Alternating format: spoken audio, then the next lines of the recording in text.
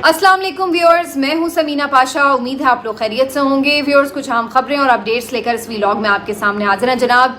खबरें तो supreme court of Pakistan से आनी हैं बड़ी, लेकिन साथ ही साथ इस्लामाबाद हाई कोर्ट भी कहीं पीछे नहीं है। आज बड़ी ज़बरदस्त खबरें इस्लामाबाद हाई कोर्ट से भी आई हैं, जहां पर PMLN को काफ़ी झटके महसूस हुए हैं और जिस बात से वो बहुत खौफजदा हैं कि हल्के ना खुलें, फॉर्म 45 सामने ना लाने पड़ें, बज़ाहिर लगता है कि फिर बार बार उन्हें उसी तरफ जाना पड़ता है। मैं ये क्यों कह रही हूँ अभी तफसील आपको बताती हूँ। और साथ ही साथ अली अमीन गंडापुर साहब की आज इमरान खान साहब से एक अहम मुलाकात हुई है और ऑपरेशन अज़्म इस्तेहकाम के हवाले से एक वाज़े मौक़िफ़ के साथ अब फाइनली पाकिस्तान तहरीक इंसाफ सामने आ चुकी है।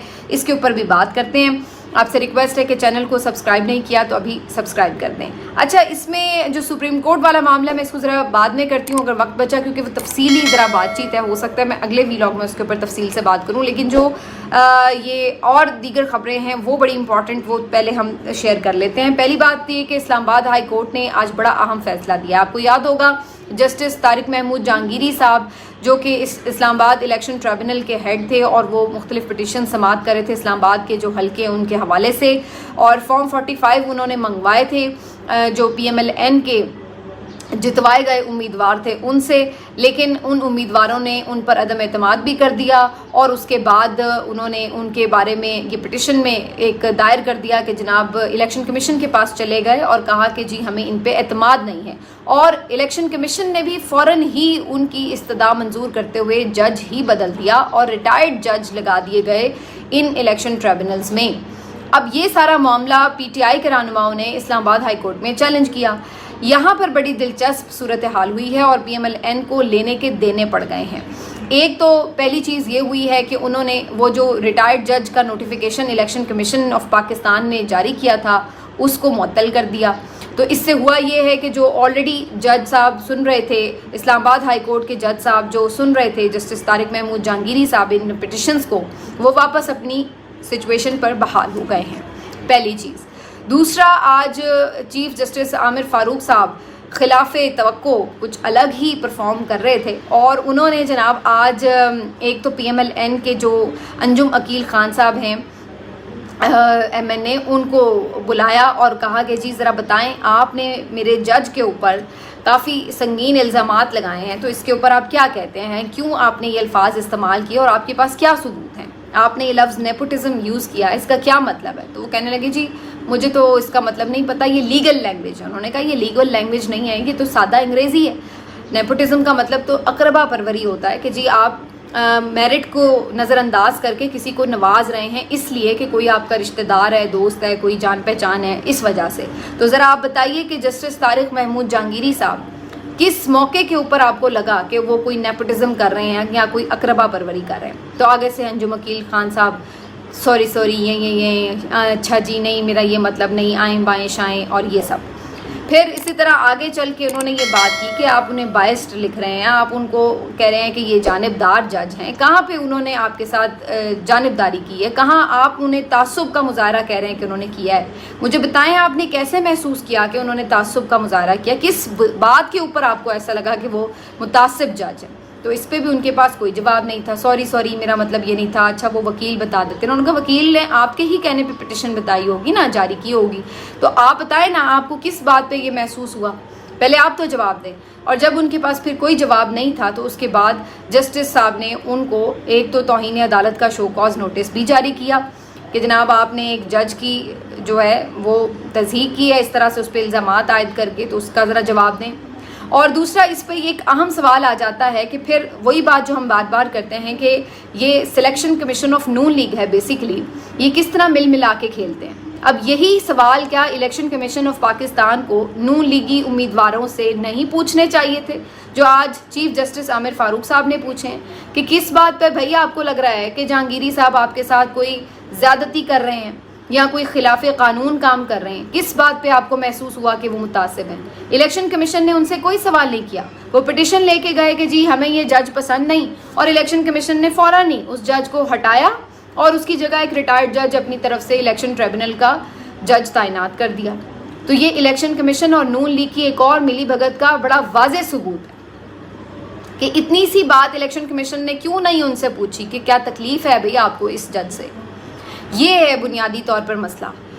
یہی چیز میں آگے چل کے ابھی سپریم کورٹ پہ جب بات کریں گے تو سامنے اس کو ذرا اور واضح طریقے سے بیان کروں گی کہ ہمارے ملک کا مسئلہ یہ ہے کہ سب کو ناانصافی صاف ہوتی نظر آ رہی ہو، لیکن ہم پیچیدگیوں میں پڑھنا چاہیں تو وہ ہماری چوائس ہے. لیکن اگر ہم آنکھوں سے دیکھنا چاہیں تو ہمیں سب نظر آ رہا ہوتا ہے کہ کیا ہو رہا ہے، اور اس کو ہم صحیح کرنا چاہیں تو وہ 1 منٹ کا کام ہوتا ہے، وہ صحیح بھی ہو سکتا ہے. لیکن اگر ہم نہ کرنا چاہیں کیونکہ ہم خود کہیں نہ کہیں کمپرومائزڈ ہوں، کہیں نہ کہیں ہم خود مفادات کا سودا کر کے بیٹھے ہوں، تو پھر ہم کیوں انصاف دینا چاہیں گے؟ اتنی سی بات ہوتی ہے. تو الیکشن کمیشن بھی اگر خود اس ساری واردات میں جو 8 فروری کو ہوئی اس میں ملوث نہ ہوتا، اس کا سہولت کار نہ ہوتا، تو پھر آج یہ سوال ہی نہ اٹھ رہے ہوتے نا، پھر تو الیکشن ہی صاف شفاف ہوا ہوتا. لیکن چونکہ الیکشن کمیشن خود پوری واردات میں ملوث رہا، شروع سے آخر تک ملوث رہا، جس میں ہر موقع کے اوپر اس نے جس حد تک ہو سکتا تھا کہ پی ٹی آئی کو ایلیمنیٹ کرنا تھا وہ اس میں پورا شامل تھا، تو وہ کیسے اب جب یہ دھاندلی کے چھپانے کی کوششیں ہو رہی ہیں، ان کے اوپر پردہ ڈالے رکھنے کی کوششیں ہو رہی ہیں، تو وہاں پر وہ کیسے خود کو بھی ایکسپوز کرے اور کیسے اپنے پیاروں کو بھی ایکسپوز ہونے دے گا؟ تو الیکشن کمیشن تو پوری پارٹی ہے ان کے ساتھ. تو یہی وجہ ہے کہ اس نے ایک جنبش قلم کے ساتھ پی ایم ایل این کے امیدواروں کو ریلیف دیا، اور ایک سٹنگ جج کی یہ توہین ہے بیسیکلی کہ آپ اس کے اوپر اس طرح کے الزام عائد کر کے اس کو اپنی مرضی سے ریموو کر رہے ہیں. تو آج یہ ایک زبردست فیصلہ ہے. اب اس کے بعد جسٹس طارق محمود جہانگیری وہیں سے اپنی کارروائی کا آغاز بڑھا سکیں گے جہاں پہ وہ چلا رہے تھے. انہوں نے فارم 45 منگوا رکھے تھے، بیان حلفی منگوا رکھے تھے. پی ایم ایل این کے جو تینوں امیدوار اسلام آباد کے حلقوں سے جتوائے گئے ہیں ان کے لیے اب سیریس پرابلمز ہیں، کیونکہ اس صورت میں اب ان کو اگر اپنے فارم 45 لانے پڑیں گے تو پھر سچ تو سامنے آ ہی جائے گا، اور وہ سب کو معلوم ہے پہلے ہی سے. تو یہ جی ایک بڑا زبردست آج کام ہوا ہے. اس کے ساتھ ساتھ انجم وکیل صاحب کو توہین عدالت کا نوٹس جو ہے وہ علیحدہ سے وہ بھی بھگتنا پڑے گا. تو یہ دوسرا ایک زبردست کام ہوا ہے. تیسرا جو آج ایک اور بڑی خبر ہے لاہور ہائی کورٹ سے آئی، وہ جسٹس محسن اختر کیانی صاحب کی عدالت سے آئی، جہاں پر لاپتہ شہری خواجہ خورشید کے حوالے سے پتہ چل گیا ہے کہ وہ کہاں پر ہیں. اور پہلی دفعہ ہم نے یہ دیکھا ہے کہ وزارت دفاع نے آ کر یہ رپورٹ سبمٹ کرائی ہے کہ یہ لاپتہ شہری ISI کی تحویل میں ہے. تو یہ انہوں نے بتایا ہے کہ جی جاسوسی کا الزام تھا، تو یہ بندہ جو ہے وہ ISI کے ہی پاس ہے. تو کم از کم اتنا تو ہوا پہلی دفعہ کہ آ کر یہ رپورٹ بھی جمع کرائی گئی ہے، اور دوسرا یہ ایڈمٹ کیا گیا ہے کہ ہاں جی بندہ ہمارے پاس ہے. تو اس سے یہ بھی پتہ چلتا ہے کہ جب پھر پہلے لوگ لاپتہ ہوتے تھے اور لوگ سوال اٹھاتے تھے کہ کیا خفیہ اداروں کے پاس ہیں، تو بہت سے لوگ کہتے تھے جی الزام کیوں لگا دیے جاتے ہیں خفیہ اداروں پہ. تو الٹیمیٹلی دیکھ لیں کہ وہی بات نکلی. آج ISI نے خود مان لیا کہ جی وہ بندہ ان کے پاس ہے. تو بھائی آپ کے پاس ہے، آپ اس کو کسی بھی تفتیش کی وجہ سے اٹھا کے لے گئے ہیں، تو آپ کو کم از کم اس کو ڈکلیئر تو کرنا چاہیے. یہ تو نہیں کہ آپ لاپتہ رکھیں اس کو اور اپنی مرضی سے اس کے ساتھ جو بھی کریں. تو بہرحال جی اب اس پہ محسن اختر کیانی صاحب نے یہ خوش آئندہ سے قرار دیا کہ کم از کم بندے کا پتہ لگ گیا، متعلقہ فورم سے رجوع کیا جائے. تیسرا جو ایک اہم معاملہ آج اسلام آباد ہائی کورٹ میں ڈسکس ہوا وہ ارشد شریف قتل کیس ہے. اس حوالے سے حامد میر صاحب نے پٹیشن دائر کر رکھی ہے کہ ایک کمیشن تشکیل دیا جائے جو ارشد شریف کے قتل کی تحقیقات کر سکے. اس حوالے سے تھوڑی پیش رفت ہوئی ہے آج، اور اسلام آباد کے تھانہ رمنا کے SHO کو ریکارڈ سمیت بلایا گیا تھا. اس کے ساتھ ساتھ اٹارنی جنرل کو بھی ذاتی حیثیت میں طلب کر لیا گیا ہے. مجھے بہت زیادہ یہ تو نہیں امید کہ بڑی تیزی سے کوئی قاتلوں تک پہنچا جائے گا، لیکن کم از کم یہ تو ہمیں ہوتا نظر آئے کہ کوئی پوچھ گچھ شروع تو ہو. یہاں تو ہم دیکھ رہے ہیں کہ ایک بندہ جان سے چلا گیا، اس کو ناحق یوں شہید کر دیا گیا دیار غیر میں، اور اس کے بعد اس کے انصاف کے اوپر کسی کو کوئی فکر بھی نہیں ہے کہ کم از کم قاتلوں تک پہنچائی جا سکے، کم از کم اس کی فیملی کو انصاف ہی دیا جا سکے. تو یہ کم از کم تھوڑی سی خوشائند بات ہے کہ اس کے اوپر پیش رفت تو شروع ہوئی. یہ حامد میر صاحب کو کریڈٹ بھی جاتا ہے کہ انہوں نے ارشد شریف صاحب کے لیے یہ بڑا قدم اٹھایا اور یہ پٹیشن لے کے گئے اسلام آباد ہائی کورٹ میں. وی جسٹ سی کہ اس کے اندر اوپر سے آگے کیا ہوتا ہے.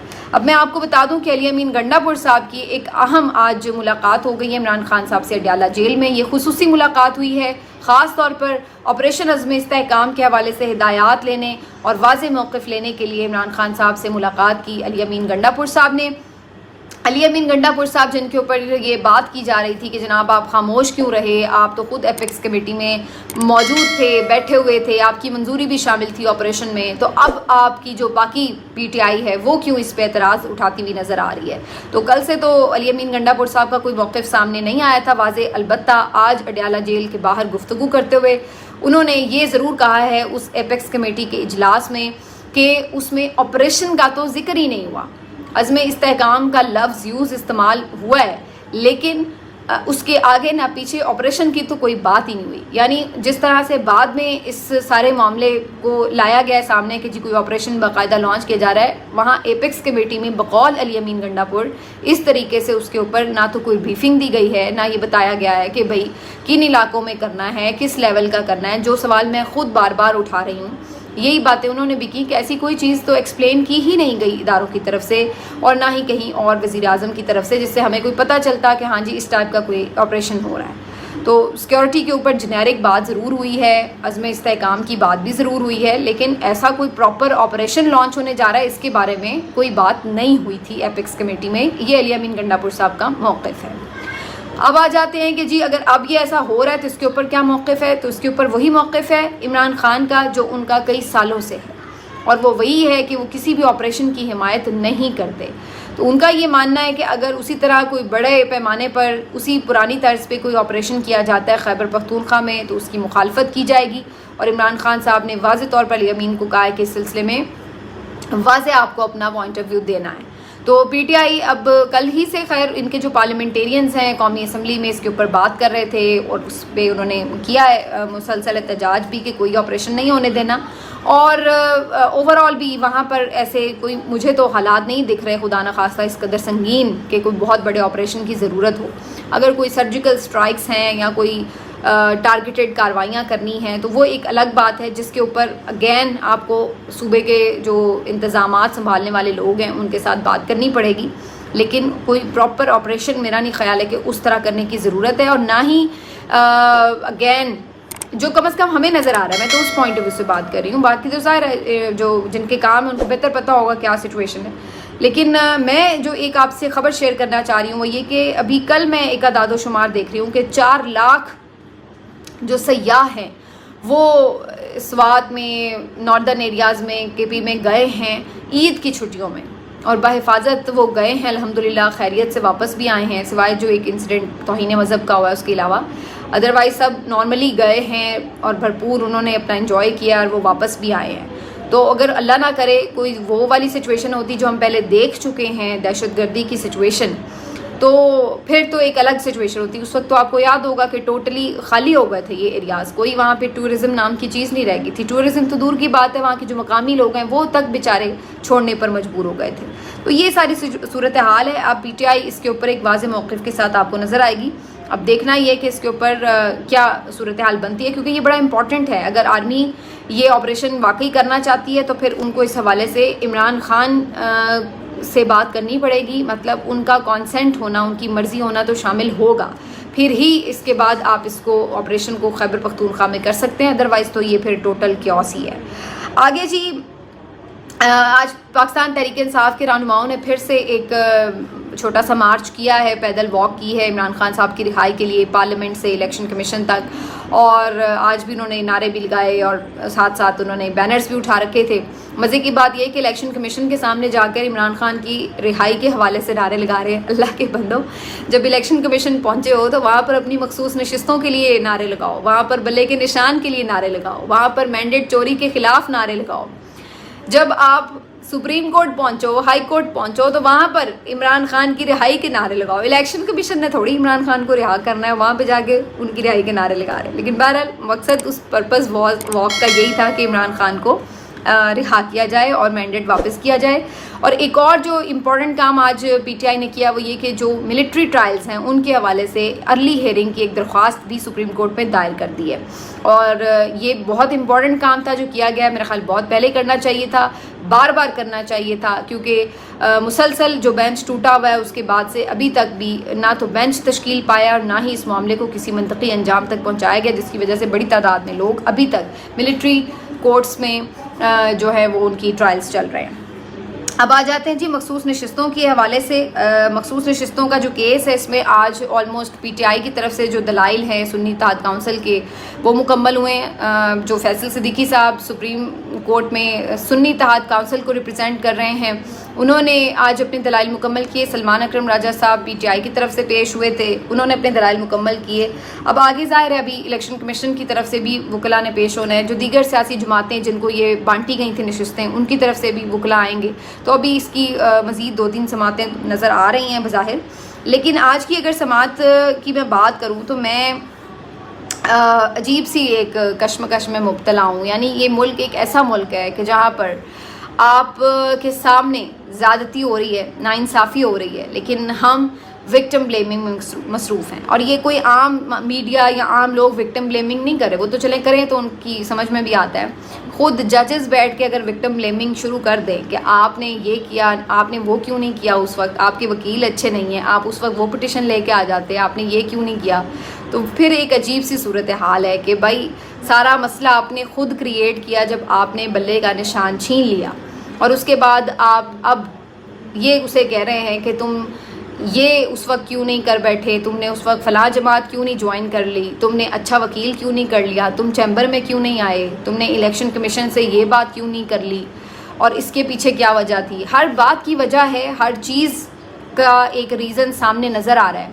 اگر کوئی دیکھنا نہ چاہے تو اسے پہاڑ بھی نظر نہیں آتا, اور اگر کوئی دیکھنا چاہے تو اس کو ایک بال بھی نظر آ جاتا ہے.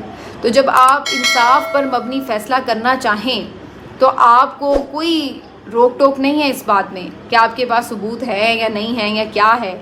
آپ کو سامنے نظر آ رہا ہے کہ آپ ہی کے فیصلے کی وجہ سے ساری کنفیوژن کریٹ ہوئی ہے, تو آپ اس کے اوپر فیصلہ کریں بجائے اس کے کہ آپ یہ بتانے بیٹھے ہوئے ہیں کہ ساری غلطی آپ ہی کی ہے, جو کہ خود متاثرہ فریق ہے جو لے کے گیا ہے اپنی پٹیشن کہ جناب میرے ساتھ زیادتی ہو رہی ہے, تو اس کو کہہ رہے ہیں کہ تمہارے ساتھ ٹھیک زیادتی ہو رہی ہے. جو بھی ہو رہی ہے زیادتی تو تمہارے ساتھ ہو رہی ہے, یہ ہم مانتے ہیں, لیکن ہو ٹھیک رہی ہے. یہ ہے سپریم کورٹ کا لب لباب. میں اس کے اوپر تفصیل سے آپ کو اگلے ویلاگ میں بتاتی ہوں. اپنا خیال رکھیے. اللہ